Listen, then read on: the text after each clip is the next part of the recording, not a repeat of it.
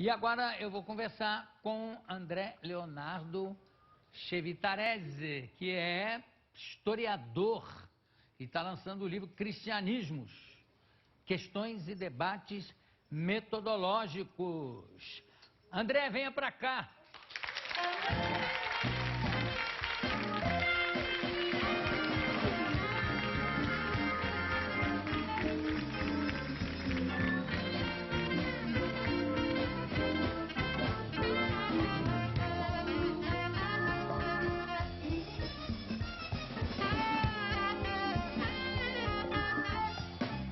Raquel, sobrou um...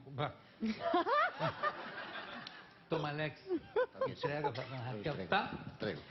Você queria algum? Não, João. Obrigado. Tá bom. O livro é Cristianismos, Questões e Debates Metodológicos, onde você trata bastante de intolerância religiosa. Como é que é? Como é que é a pesquisa? A ideia, João, consiste do seguinte, basicamente, experiências religiosas, na pesquisa que eu desenvolvo e oriento no doutorado, mestrado, experiências religiosas são sempre plurais, mesmo quando a gente observa do ponto de vista confessional. Então, pensa cristianismos. Então, há católicos, há batistas, há metodistas, enfim, há uma série de crentes ou fiéis, exatamente. Então, dentro dessa percepção que hoje se coloca, cada campo desse, o católico, o anglicano, o metodista, o assembleano, cada um deles toma para si a ideia, o pressuposto, de que eles detêm a verdade acerca do seu fundador, Jesus. Sabem dizer exatamente quem ele era, a partir de uma série de percepções que eles fazem do chamado Novo Testamento. Né? Do Evangelho, dos quatro evangelhos. Exatamente, também do material de Paulo, etc. E tal. Então, a pesquisa histórica que eu tenho dirigido nesses últimos 10 anos tem mostrado, não é, que aquilo que parece ser, não é, uma exatidão do ponto de vista da fé, não é, quando você analisa com um certo cuidado e com certo rigor acadêmico, você observa que essas experiências são muito mais plurais do que os religiosos gostariam que fosse. Portanto, desde o início, quando se começou a registrar informações sobre Jesus, né, essas informações já apareceram multifacetadas, como se fosse um grande mosaico. Então, saber qual é a verdadeira face de Jesus, saber exatamente o que é que ele de fato falou, é uma das coisas mais difíceis que se tem do ponto de vista histórico, do ponto de vista arqueológico. Portanto, esse livro, ele chama para essa reflexão. Cristianismos, judaísmos, islamismos, budismos, toda a percepção religiosa deve ser entendida no plural. Talvez, se nas origens a gente tem esse entendimento, para um contexto contemporâneo, não é? Se esse entendimento for aplicado, com certeza, as relações entre indivíduos, as relações entre diferentes, se tornam muito melhores. Agora, tem uma coisa curiosa, porque, por exemplo, quando nasce Jesus, independente da data ser essa ou ter sido 3 anos antes, ou enfim, independente, nasceu. Mesmo na Judéia, mesmo a própria religião judaica era também dividida em várias facções, né? Quer dizer, e quem mandava realmente, o negócio do domínio romano era muito relativo, porque os romanos queriam só que aquilo fosse tranquilo para a passagem para o Egito, onde estava a grana, onde estava o dinheiro, Síria e Egito. Com certeza. Então, quem realmente mandava não era nem o rei, o Herodes, que era um grande guerreiro, mas quem mandava mesmo eram os sacerdotes, né? Quer dizer, e também o sacerdote fariseu ou não, aí tem saduceu, quer dizer, mesmo antes do Cristo, já existem várias tendências no judaísmo, né? Exato. Exatamente. como respeitar as leis de Moisés, enfim, aliás, eu estava lendo um livro sobre Jesus histórico, e que na primeira parte fala exatamente sobre isso, que tinha maneiras de driblar certas leis. Então, respeitar o sábado, ninguém pode fazer nada no sábado. Mas aí o grande rabino dessa época disse, não, mas se é no mesmo bairro e vocês saem de uma casa para ir para outra, que era para poder fazer aqueles banquetes de celebração. Aí já não é, aí tudo bem. Já outras seitas achavam aquilo um absurdo. Quando começa a surgir o cristianismo, também começam a haver várias interpretações sobre isso, né? Exatamente. Então, a experiência cristã, ela deve ser, num primeiro momento, entendida como um movimento judaico. Então, pensar Jesus dentro do judaísmo. Um judeu que pratica a lei de Moisés, que vai ao templo, que celebra as diferentes festas judaicas. Esse é um passo que é importante da gente compreender hoje, porque isso já custou muitas vidas num processo histórico. Mais recentemente, se toma o Holocausto, não é? Para o contexto europeu, Jesus não era judeu. Jesus tinha nascido cristão, vivido como cristão e morrido como cristão por obra e graça dos judeus. Mas então, isso, há uma necessidade... numa opinião ariana e nazista, né? Exatamente, mas uma opinião ariana e nazista que ganhou contornos muito fortes e bem delineados aqui no Brasil. O segundo maior partido nazista do mundo era brasileiro. Era brasileiro. Portanto, num contexto brasileiro, né, falar que Jesus era judeu era alguma coisa escandalosa, horrorosa.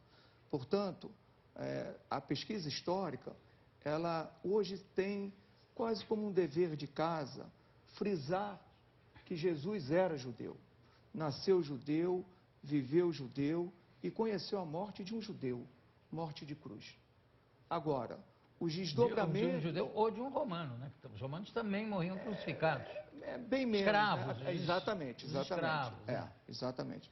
Então, a tendência é que esse movimento de Jesus, né, vai avançando ao longo do século I, a tendência é se estabelecer fronteiras. Fronteiras entre nós e eles. Nós, seguidores de Jesus, e eles, os judeus.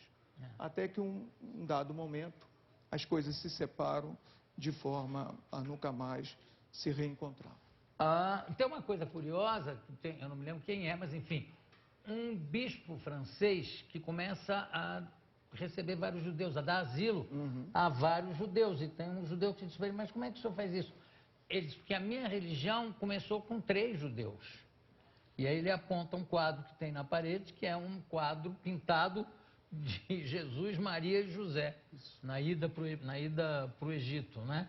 E, de repente, é um momento que tende-se a se esquecer disso, né? Quer dizer, Tende. Né? Infelizmente. E outra coisa que também curiosa é o negócio de ser o rei dos judeus. Parece que isso também deixava os judeus na época muito divididos, porque eles preferiam que o comando fosse dos sacerdotes, porque os comandos todos feitos pelos reis levavam sempre a guerras terríveis, né? Exato. Então, essa própria divisão dentro do povo judeu deve ter influenciado o que se lê depois nos evangelhos. Eu acho que quando se produz o evangelho, ou quando se produzem os evangelhos, nós já estamos na 3ª geração após Jesus. Pois eu ia perguntar isso para você, sem querer chegar mais juntinho, pois não. Sem querer te interromper e já interrompendo. Tem 2 dos apóstolos, enfim, 2 dos evangelistas que conviveram com Jesus. Um é Mateus, que era quase que um repórter, né, histórico do que conta, e João. No entanto, nenhum deles escreveu naquela época. Mateus é, se eu não me engano, 50 ou 60, não, 30 anos depois. João talvez tenha escrito na época. Mas Marcos e Lucas, e o próprio que conviveu com ele, né, o próprio Mateus, só escreve muito depois. Por que isso? Todos os textos são anônimos, todos. Não é? As autorias desses textos, Marcos, Mateus, Lucas, João, elas só serão dadas no final do século II. Portanto, aquele texto que a gente diz é o texto de Mateus ou o texto de João, na verdade, nós não temos os autores. Não é? Todos eles são anônimos. Então, a tradição, na hora de se trabalhar e de se pensar que textos trariam uma maior verdade sobre Jesus, quais textos não seriam tão verdadeiros, na hora de classificar os diferentes tipos de evangelhos, nomeou 4 desses textos como sendo atribuições de 2 discípulos de Jesus e outros, Lucas e Marcos, como discípulos de Jesus. Então, é um discurso de autoridade que se instaura na nomeação desses evangelhos. Portanto, eles são anônimos. E Paulo, que aí escreve, acho que 60 ou 70 anos Não, Paulo... depois, Não. Quando é que Paulo começa a carta, as cartas, O etc? nosso Novo Testamento deveria começar, do ponto de vista cronológico, a partir de Paulo. Ele é o autor que produziu o documento mais antigo que nós temos, que é 1 Tessalonicenses. É um documento datado, e bem datado, entre o ano 48 e 50. Para se ter uma ideia, o Evangelho de Marcos, ou atribuído a Marcos, é um evangelho do final dos anos 60, primeira metade dos anos 70 do século I. Portanto, os textos de Paulo são anteriores. São anteriores. Então, esse autor, Paulo, né, ele não conheceu Jesus, mas ele cita em diferentes momentos pessoas, discípulos que conheceram Jesus. Então, essas falas têm um sentido e um significado extremamente importante. Por quê? Porque nós podemos, e eu acho que hoje a pesquisa histórica, ela pode chegar e já começar a projetar e ver a sombra de Jesus. Nós ainda não chegamos na figura de Jesus, mas sabemos que de fato ele existiu, sabemos que optou por andar pelos espaços rurais, pequenas vilas, e quando resolveu ir à cidade, foi para morrer. Agora é engraçado porque, primeiro o seguinte, que a igreja é muito mais paulínea do que de Pedro. Né? Quer dizer, Jesus funda a igreja. Aliás, eu acho que Jesus tinha um senso de humor fantástico, porque ele usa um trocadilho para chamar o Simão de pedra. Pedro, tu és pedra. Segundo, que ele botava apelido nos discípulos que ele gostava mais. Os irmãos Trovoada, né? Filhos do trovão, né? E apesar de todo o ensinamento dele, de Jesus, o que aparece, a igreja puxou muito mais por uma severidade de São Paulo do que, na realidade, para aqueles homens que até ele escolhia os pescadores que eram mais fortes para protegê-lo, porque, além de discípulos, eles funcionavam um pouco como segurança, porque cada vez Jesus falava, queriam jogar pedra nele, pega ele, tasca. E os discípulos seguravam essa barra, né? Por que de repente, a igreja ficou tão em cima de São Paulo? Pelo fato dele ser exatamente o primeiro a ter codificado a maneira dele? Eu veria um pouco diferente. Eu diria que a experiência de seriedade, a instauração do sério no contexto ocidental se deve muito mais no momento em que a igreja, ali no século IV, olha o riso como sendo algo demoníaco. Então se faz um levantamento, né? Os bispos vão fazer um levantamento no material do Antigo e do Novo Testamentos, né? Da Bíblia judaica e da Bíblia cristã, e eles vão verificar que o riso sempre estava associado a algo demoníaco, a algo que não provinha... Exatamente. Esse era o levantamento que eles fizeram. Então, como decorrência disso, imediatamente, do ponto de vista do teatro, as comédias se encerram. Você já não tem mais comédias. Elas só vão reaparecer, né, mais tardiamente, ali por volta do século XIV, principalmente século XV, com as escolas bufônicas, que reaparecem, né, de forma mais acentuada. Mas Até hoje, por exemplo, a Divina Comédia do Dante, nós lemos de forma muito séria. Nós sequer respeitamos o título que o autor deu, comédia. Não é? Ao contrário, nós lemos dentro de uma seriedade, atribuindo aqueles padrões inferno, paraíso e céu, como se fossem coisas muito sérias. Então, esse longo processo do século IV até hoje, não é?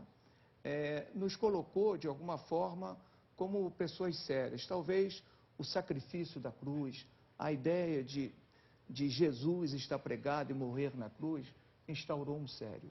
Mas é engraçado porque ele não... Jesus, quer dizer, o que consta dos evangelhos, pelo menos, em nenhum momento fala que ele era sisudo.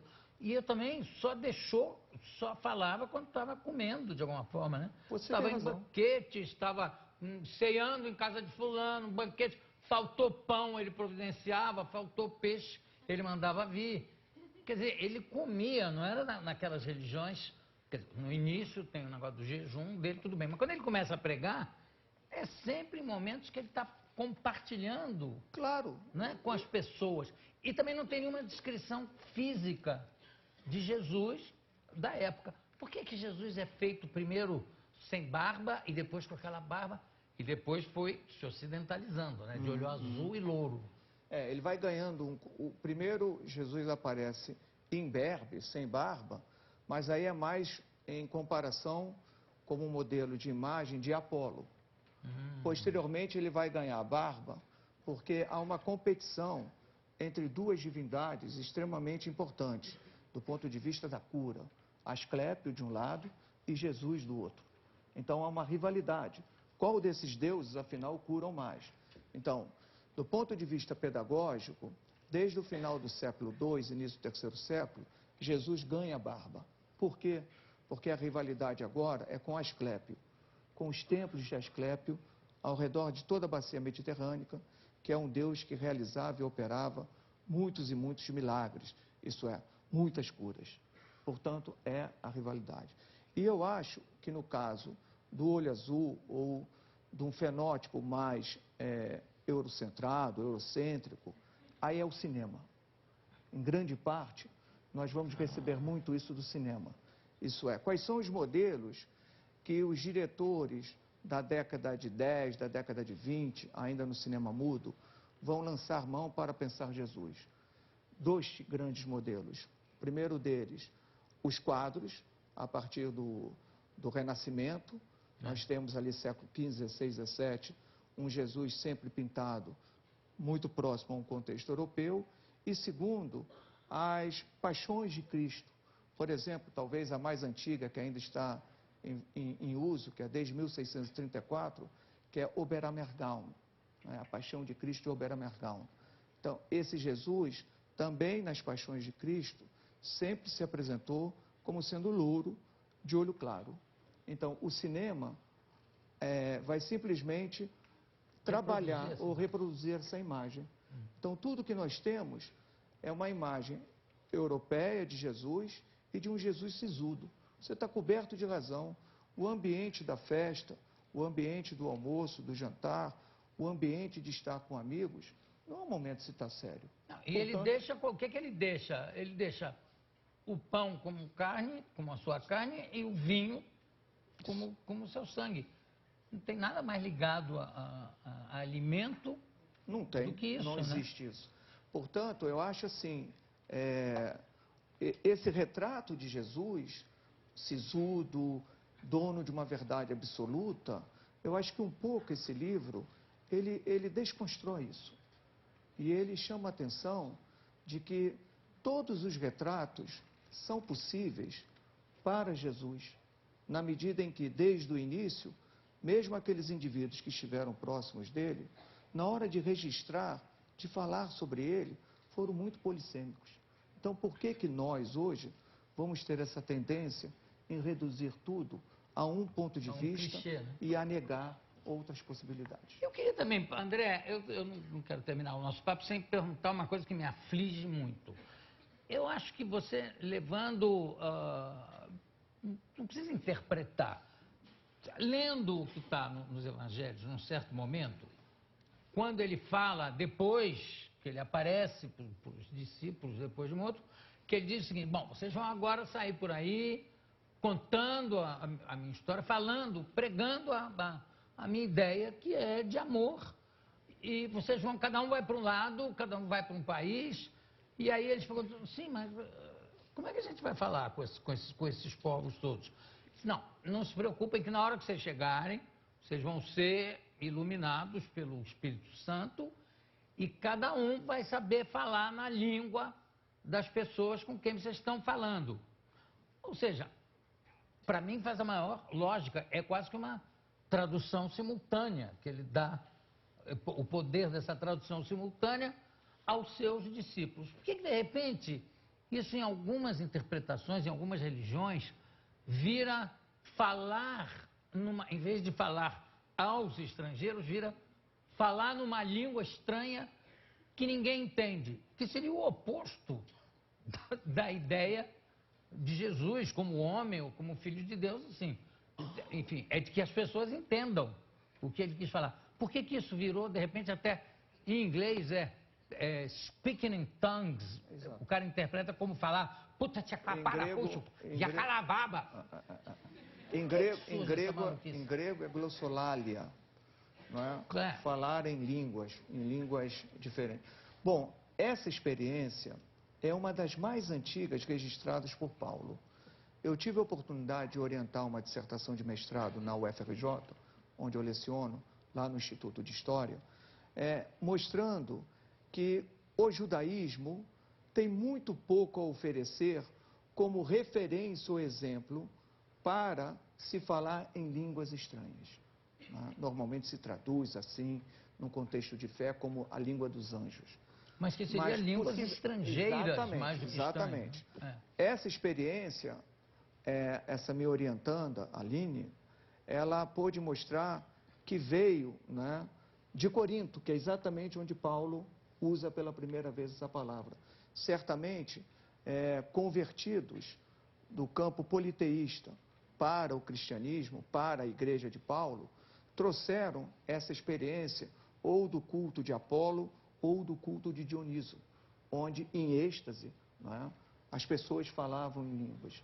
E se você me permite, curioso também é o fato de hoje, por exemplo, em todos os terreiros desse país, as pessoas também falam em línguas, né?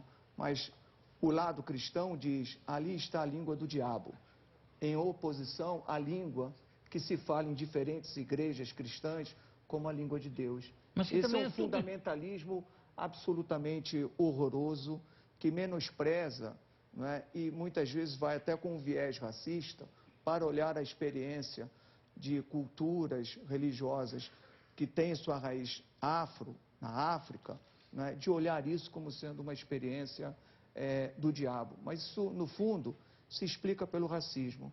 Então, eu acho que, no fundo, o que se deve lutar é pela superação, não da tolerância ou intolerância, mas para se ter respeito. Essa é a questão-chave entre os indivíduos, né, João? Muito obrigado. Olha aí. Obrigado. Eu conversei aqui com o André Leonardo Cheritarese, que está lançando Cristianismos, Questões e Debates Metodológicos. Foi um prazer conversar com você. Muito obrigado. João. Daqui a pouco a gente volta. Obrigado.